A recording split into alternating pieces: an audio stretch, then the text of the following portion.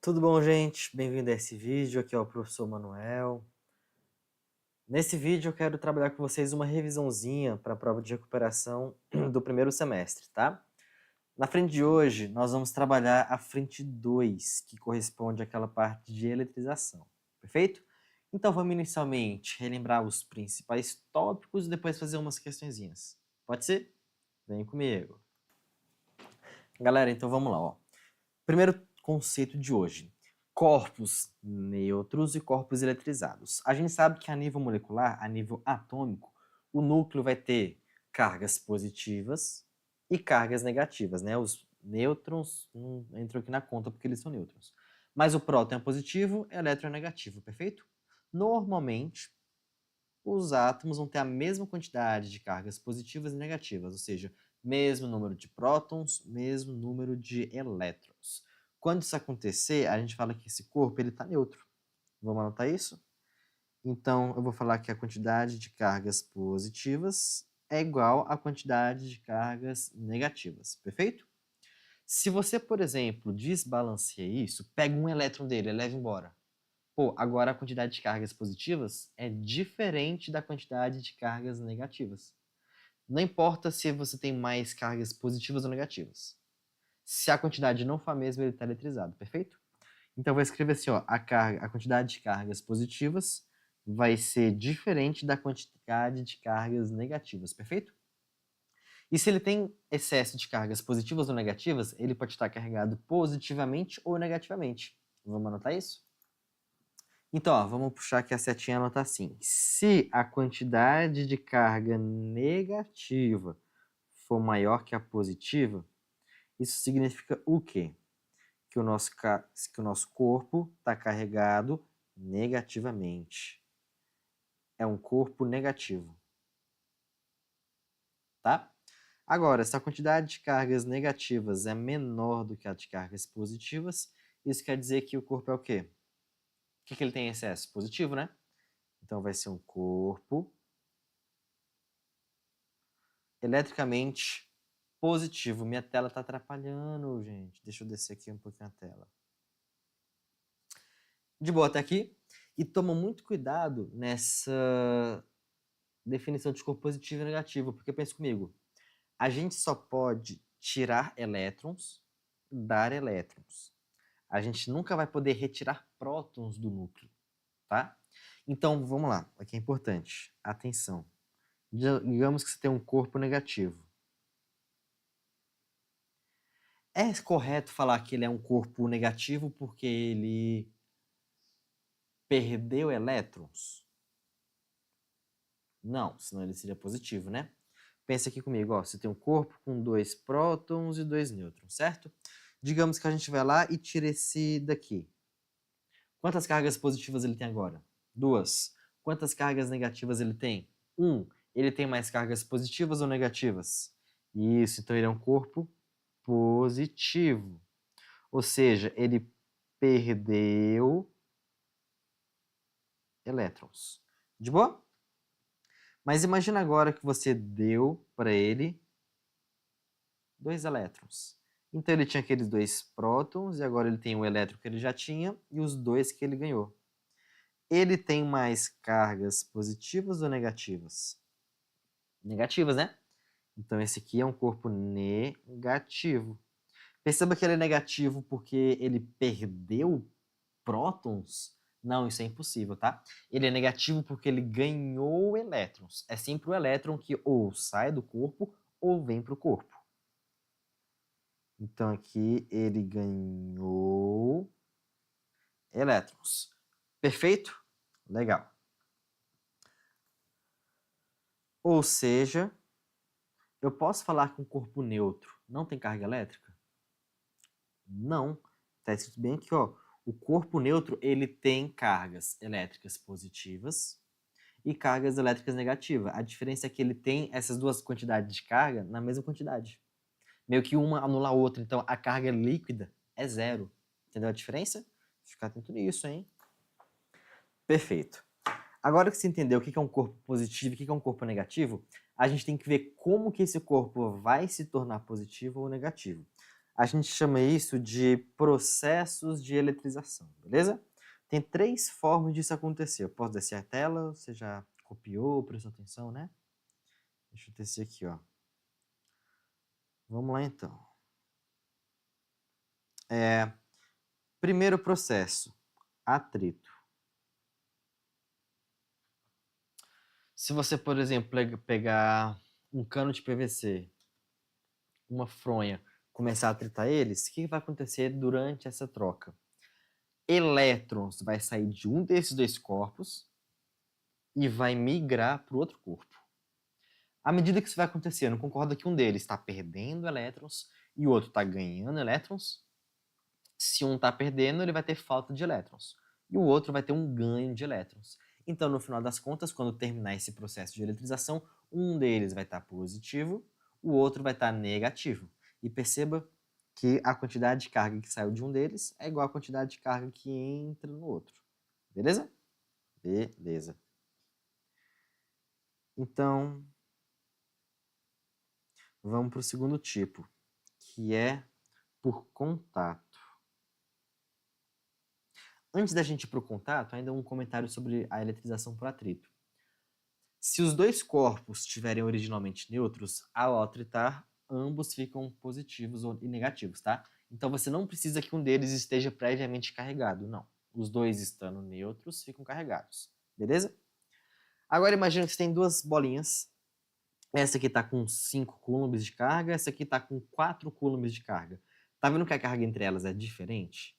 Então, quando você encostar entre elas uma na outra, elétrons vai sair da que tem mais elétrons e para que tem menos elétrons, beleza? Então, uma perde carga, a outra ganha carga, e isso vai ficar acontecendo até as duas atingirem o equilíbrio eletrostático, ou seja, até o momento que elas tiverem a mesma quantidade de cargas. Isso aconteceria se ambas estivessem carregadas, que nem eu acabei de falar, ou se uma tivesse neutra e a outra tivesse carregada, beleza? Aqui, nesse segundo processo de eletrização, pelo menos uma delas tem que estar carregada. A outra ou tem que estar carregada ou neutra, tanto faz. Show? Aqui na eletrização por contato, ao final dela, os 2 corpos vão ter a mesma carga, ambos positivos ou ambos negativos, beleza? O terceiro tipo de eletrização é o por indução. A indução é quando você consegue carregar alguma coisa à distância, sem encostar nela. Perfeito? Nesses 3 métodos. Vamos seguir em frente, então. Pessoal, próximo tópico, força elétrica. Qual que é a ideia aqui? Toda vez que você tiver 2 cargas elétricas perto uma da outra, entre elas pode ter atração ou repulsão, beleza? Então, vou pegar aqui alguns casos. Digamos que essa aqui seja positiva e essa aqui positiva. Tem atração e repulsão. Repulsão. Sempre que as cargas forem iguais, positiva com positiva, ou negativa com negativa, você vai ter repulsão, beleza? Repulsão. Se tem repulsão, quer dizer que as forças em cada uma delas está apontando para pertinho ou para longe? Para longe. Então, nessa segunda carga, a força estaria para cá, força, e na outra estaria para cá, beleza? Se você já assistiu a minha aula sobre a parte da mecânica, essas 2 forças aqui, elas formam um par ação e reação, beleza? Isso aqui aconteceria também se elas fossem negativas, as 2 negativas, beleza? Segundo cenário, uma vai ser positiva e a outra vai ser negativa. Nesse caso, vai ter o que entre elas? Atração e repulsão. Isso aí, atração. Então quer dizer que você desenha as forças assim nelas. Eu acho que a minha tela está atrapalhando, deixa eu subir aqui. Beleza? Aí, ó, se você prestar atenção aqui, entre essas 2 cargas, você tem uma distância que vai do centro de uma delas até o centro da outra carga. Essa distância eu vou representar pela letra D. Tem nos 2 casos, tem no primeiro exemplo e no segundo exemplo, beleza? Essa distância pode ser 1 milímetro, 5 centímetros, o que for. Essa distância existe. Aí tem como você calcular a força elétrica entre essas duas cargas, tá? Nesse caso, você tem que usar essa formulazinha daqui, ó. F é a força elétrica. Essa força elétrica vai depender do meio onde essas duas cargas estão. Se elas estão no ar, vai ter uma força, se elas estão na água, vai ser uma outra força. Para representar o meio onde elas estão inseridas, a gente vai usar essa letra K. É a constante elétrica do meio. Para cada meio você vai ter um valor, tá bom? Em geral, nas questões, eles usam 9 vezes 10 a nona para essa letra. Aí você vai pegar o módulo da primeira carga, que eu vou chamar de Q1, vezes o módulo da segunda carga, que eu vou chamar de D2. Isso quer dizer que, se uma delas for negativa, na hora de fazer o cálculo, você vai ignorar o sinal negativo, tá? Você vai pegar só o número como se fosse positivo, beleza? Deixa eu ajeitar aqui. Aí você vai pegar isso aqui tudo e você vai dividir pela distância entre essas duas cargas. Só que essa distância tem que estar ao quadrado, perfeito? Opa, peguei o negócio errado aqui. Show! Uma coisa que vocês erram muito na hora das contas. Vocês esquecem de pegar essa distância e levar ao quadrado. E é importante lembrar que essa distância daqui, ó, ela tem que estar em metros. Então, se a questão te der essa distância em centímetros, milímetros, a primeira coisa que você faz é converter para metros para depois botar aqui na equação. Beleza? Vamos fazer um exemplo disso? Deixa eu botar aqui na tela o nosso exemplo. Galera, então vamos lá. Qual que seria o exemplo? Você vai pegar o mesmo desenho que está aqui, ó. Esse daqui. Esse é o desenho da questão, do nosso exemplo. Quais são os dados dessa questão? A primeira carga tem carga de 2 microcoulombs. Primeira coisinha. O que significa esse micro aqui? 10 a menos 6, tá? Então, a carga da primeira é 2 vezes 10 a menos 6 coulombs. A carga da segunda é menos 3 microcoulombs. A distância entre elas é 3 metros. Eu quero saber duas coisas. Primeira coisa que eu quero saber, tem atração ou tem repulsão entre essas duas cargas? Positiva e negativa? Então, atração. Vou escrever aqui, ó. Segunda coisa, eu quero descobrir qual que é o módulo dessa força entre as duas cargas. É só pegar essa formulazinha que está aqui em cima e a gente anotar. F é igual a constante, módulo da primeira carga, vezes módulo da segunda, sobre a distância ao quadrado. Vamos colocar esses dados. Quanto que é o K? Ah, faltou o K, né? Aqui, ó, 9 vezes 10 a nona. Perfeito? Vamos substituir. 9, 10 a nona, que é o K. Quanto vale a primeira carga? 2? Não. 2 vezes 10 a menos 6, tá bom? Segunda carga. Lembra que eu vou pegar em módulo, tá? Então vai ser 3 vezes 10 a menos 6, dividido pela distância entre elas, que é 3. Só que esse 3 está ao quadrado. Beleza? Então vamos lá. Isso aqui em cima vai ficar 9 vezes... Eu vou fazer essa continha daqui, ó. 2 vezes 3. Quanto é que dá isso? 6. Então já vou botar 6. Aí aqui, ó. 10 a menos 6 com 10 a nona, você vai manter o 10 e somar os expoentes. Então, 9 somado com menos 6 vai dar menos 3, né? 10 a menos 3 com 10 a menos 6 vai dar 10 a menos 9, porque se somos expoentes. Show? E embaixo, 3 ao quadrado, 9. Dá para cancelar quem aqui? O 9 com 9. Opa, descobrimos a força, o módulo, né? O módulo dessa força elétrica é 6 micronewtons. Lembrando que esse micro é 10 a menos 6. Você pode representar a resposta assim ou assim, ó. Dá no mesmo, significa a mesma coisa. Fácil, médio, difícil. Isso aqui seria um exemplo fácil, tá? Até que tá de boa, podemos seguir para o próximo tópico. Próximo tópico a gente vai começar a falar de potencial elétrico, tensão. Vamos lá, então. Vou anotar o título. Título anotado, potencial elétrico representado pela letra V, tá? De volts. Vou subir aqui a tela. Primeira coisa que você tem que saber. Sempre que você tem uma carga elétrica, tanto faz se ela é positiva ou negativa. Vou usar uma positiva como exemplo. O que vai ter em volta dela? Um campo elétrico. Se nessa região do campo elétrico você botar uma segunda carga elétrica, ela vai ficar sujeita a uma força elétrica, que pode ser de atração ou repulsão. Então ela se aproxima ou se afasta, né? Ao se aproximar ou afastar, você concorda que ela vai ganhando velocidade? Porque força causa aceleração. Perfeito. A essa tendência de ganhar movimento, ganhar velocidade, a gente vai chamar de potencial elétrico, beleza? Então a gente pode pensar que é uma capacidade de ganhar velocidade.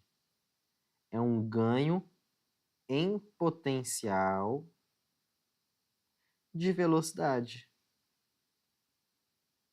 Beleza? Então imagina o seguinte, ó, imagina que essa carga daqui, essa grandona, tem uma carga de 10 microcoulombs, beleza? Se lembra que quanto mais longe da carga, menor é o potencial, né? Então vamos desenhar uma setinha aqui, pode ser? Aqui, ó. Pronto. Vamos desenhar o potencial em alguns lugares aqui. O potencial máximo é na superfície. Vamos supor que aqui tem 10 volts, aqui tem 9 volts, 8 volts, 7 volts e assim por diante. Concorda que a tendência é lá longe ser zero? Perfeito. Então, quanto mais longe da carga elétrica você está, menor é o potencial elétrico. Esses números aqui, ó, 10 volts, 9 volts, 8, 7 volts, é o nosso potencial elétrico, perfeito? Se você bota uma carga elétrica positiva bem aqui, o que vai acontecer naturalmente? A força elétrica faz ela vir para cá, né? Mas e se você bota aqui? Ela se afasta, mas ela se afasta com uma velocidade maior ou menor? Maior, né? Porque aqui o potencial é maior. Então, quanto maior for o potencial, se você soltar uma carga elétrica, ela se move com mais velocidade. Você tem mais coisa para virar velocidade. Essa que é a ideia do potencial elétrico, perfeito? Beleza. Só que isso é uma coisa que acontece em 3 dimensões. Aqui eu desenhei só um eixo, né? Então deixa eu desenhar aqui mais coisas. Todos os pontos que estão a essa distância daqui, ó, do 9 volts, eles vão ter 9 volts. Então, por exemplo, aqui, aqui, aqui, aqui, ó. Vamos supor que todos esses pontos têm a mesma distância dele até a carga, tá? Então, todos esses pontos vai ter 9 volts. Então, esses pontos todos formam o que a gente chama de superfície equipotencial. O que isso quer dizer? Quer dizer que todos os pontos nessa superfície têm o mesmo potencial, que nesse caso é 9 volts. Aqui eu teria várias superfícies equipotenciais, eu desenho uma delas. Você teria a que passa pelo 8 volts. Pegou a ideia? Você teria a que passa pelo 7. E assim por diante, beleza? No mundo real, em 3 dimensões, aqui, essa superfície equipotencial seria um círculo ou uma esfera? Uma esfera, porque em 3 dimensões você tem vários círculos assim, beleza? Agora, se você tivesse placas carregadas, é um outro desenho agora, um outro exemplo. Você tem aqui uma placa positiva e aqui você tem uma placa negativa. Como é que representa as superfícies equipotenciais? Na verdade, antes de falar da superfície equipotencial, o potencial. Vou desenhar aquele vetor de novo, ó. Não depende da distância? Então pense comigo. Esse ponto aqui, ó, tá a uma distância qualquer da placa, né? Então vamos supor que aqui o potencial seja 10 volts. Esse ponto aqui está mais longe, então é menor. 9 volts, 8 volts, 7 volts, 6 volts, assim por diante. Beleza? Aqui, quando você tem placas, o campo elétrico é uniforme. Então, nesse caso, as superfícies equipotenciais, elas não são mais uma esfera. São retas, que fazem parte de planos. Então, por exemplo, aqui, ó, todos os pontos em cima dessa linha vermelha vão ter o mesmo potencial. 10 volts, 10 volts, 10 volts. Todos os pontos em cima dessa linha verde vão ter o mesmo potencial, 8 volts, 8 volts. Pegou a ideia? Todos os pontos aqui vão ter a mesmo potencial. Então vamos ver a diferença entre os dois desenhos. Se você tem uma carga elétrica pontual, que seria essa daqui, ó, qual é o formato das linhas das superfícies equipotenciais? Esferas. Se você tem um campo elétrico uniforme, causado por placas carregadas, qual seria o formato das superfícies equipotenciais? Um plano, que é um conjunto de linhas. De boa? Vamos seguir em frente? O que a gente pode fazer aqui? Para essa segunda situação, que é essa daqui, a gente pode calcular quanto que vale esse campo elétrico, tá? Campo elétrico, deixa eu até anotar aqui em cima, ó. Campo elétrico, ele é representado pela letra E, tá bom? Qual que é a unidade dele? Newtons por Coulomb. Show? Como que a gente pode fazer para calcular o campo elétrico uniforme? Ou seja, só vale para essa situação, tá bom? Só para essa. Você vai usar a fórmula do Edu. E vezes D igual a U. Vamos interpretar o que cada letrinha aqui significa. O que é esse E? É o nosso campo elétrico. O que é esse D? É a distância. Professor, que distância? Distância entre o ponto inicial e final. Se você soltar uma carga elétrica, por exemplo, deixa eu pegar uma cor aqui que eu ainda não usei. Que cor eu não usei? Azul. Se você bota uma carga elétrica aqui, ó, vamos supor que ela é positiva. Aí ela vai começar a se afastar, ela vem para cá, para cá, para cá. Quando ela chega aqui, você tira uma foto. Pô, nesse caso, a distância é entre aqui e aqui. Vou chamar isso de D. Pegou a ideia? Ah, professor, e se ele tivesse saído daqui e vindo para cá? Pô, então agora você vai pegar essa distância daqui. A questão vai te deixar claro qual que é a distância que você tem que usar, tá bom? O que é esse U, professor? Aqui da fórmula. Esse U é a diferença de potencial entre o ponto inicial e final. É a DDP. DDP significa diferença de potencial. Então, por exemplo, ó, nesse primeiro cenário daqui, da onde a partícula saiu, ponto inicial? Aqui. Qual que é a tensão nesse ponto? 10 volts. Qual que é o ponto final? Aqui. Qual que é a tensão aqui? 7 volts. Então, a diferença de potencial desse caminho é o potencial inicial, que é 10 volts, menos o final, que é 7. Quanto que é isso? 3 volts. Então, nesse caso, a DDP seria 3 volts. Perfeito? E no segundo caso, que ele vai sair daqui e vai vir para cá. Aí teria que ter o potencial das placas, né? Deixa eu botar aqui, vamos simular um valor. A positiva vai ser 11 volts e a negativa vai ser 5 volts. Então, nesse caso, saiu daqui e terminou aqui. Qual que é a DDP? Qual que é a diferença de potencial? 11 menos 5. Isso dá 6 volts. Pegou a ideia? Tem 3 letrinhas nessa fórmula. O enunciado vai te dar 2 delas e pedir a terceira. Bora fazer um exemplo disso. Eu vou usar esse mesmo desenho daqui, tá? Vamos supor que o campo elétrico aqui, eu já vou te dar essa informação, é como se fosse do enunciado, tá? Vale 10 newtons por Coulomb. Beleza? Nesse caso daqui, não vamos pegar um outro valor, vamos pegar 21. 21 é mais... vai facilitar a nossa vida aqui. 21 newtons por Coulomb, tá? Eu quero essa primeira situação. Show? Para essa primeira situação, qual que é a distância que ele anda? Pausa o vídeo e tenta fazer. Vou esperar. Fez aí? Vamos conferir se estou certo? Eu vou jogar... Vou fazer as minhas continhas nessa área bem aqui, tá bom? Para não ter ficado assim na tela. Deixa só eu apagar isso daqui. Então vamos lá. Eu vou primeiro escrever a fórmula, o Edu, né? E vezes D é igual a U. O que eu quero? Distância. Vamos colocar os dados que a gente já tem. Quanto que é o campo elétrico? 21. Tá anotado aqui. A distância é o que eu quero descobrir. Nosso a diferença de potencial, né? Como é que é aqui? Ele sai do 10 e vai para o 7, então é 3. 3. Pega o 21 e passa para o outro lado como? Dividindo, então vai ficar 3 sobre 21. Se você simplificar, isso aqui é 1 sobre 7. Eita, vamos fazer essa continha aqui no canto, ó. Dá para fazer? Não dá, então é 0, bota um 0 aqui. 1 sobra 3. Bota um 0, 4, sobra 2, não precisa. Aproximadamente 0,14 metros ou centímetros?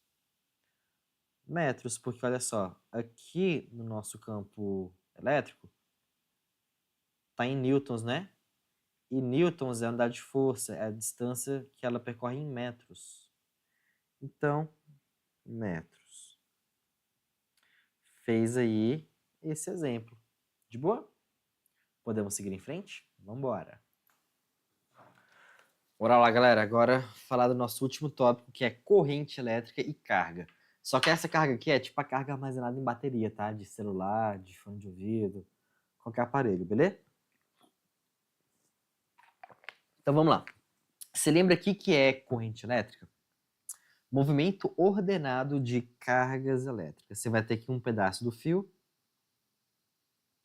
Se tiver uma diferença de potencial entre dois pontos desse fio, ou seja, se por exemplo aqui eu tenho 10 volts e aqui eu tenho, sei lá, 8 volts, portadores de carga vão se mover de um ponto para o outro. Então você vai ter elétrons se movendo de um lado para o outro. Tá todo mundo aqui andando, tá bom? Isso é corrente elétrica. Se você vê quantas carguinhas estão andando nessa área aqui em um certo tempo, você tem a corrente elétrica. Corrente elétrica é representado pela letra I, tá? Deixa eu até botar aqui, ó, I.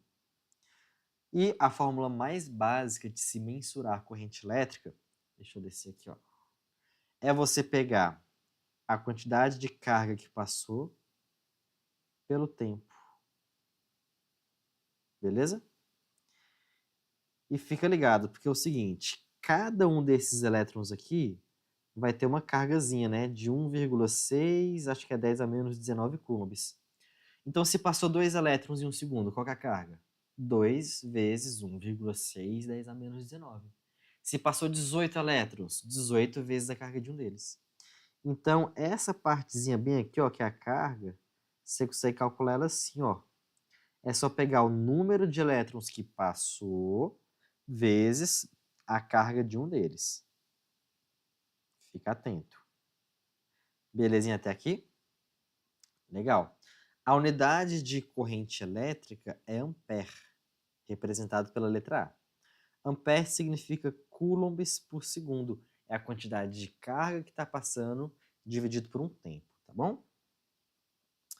Quando você pega uma bateria de celular, de notebook, você vai ter sempre duas informações que são interessantes para a gente. A primeira é o quilowatt-hora, certo? E a segunda é o ampere-hora, ou miliampere-hora, tanto faz. A gente tem que diferenciar aqui que é um e que é o outro, tá bom? Então vamos começar com a primeira letrinha. Esse K, quilo, significa 10 à terceira, 1000. Tipo quilogramas, é 1000 gramas. Não quer dizer nada fisicamente. Embaixo, esse M, mili, lá do milímetro, uma parte em 1000. Ele significa 10 a menos 3. Então esse K e esse M não tem nenhum significado físico. O que importa é as letrinhas que vão vir depois, tá? Nesse caso de cima, o que importa é o ampere-hora. Nesse exemplo de baixo, o que importa é o ampere-hora. Watt-hora, ampere-hora, beleza? Vamos começar em cima. Esse watt significa joules por segundo, é potência.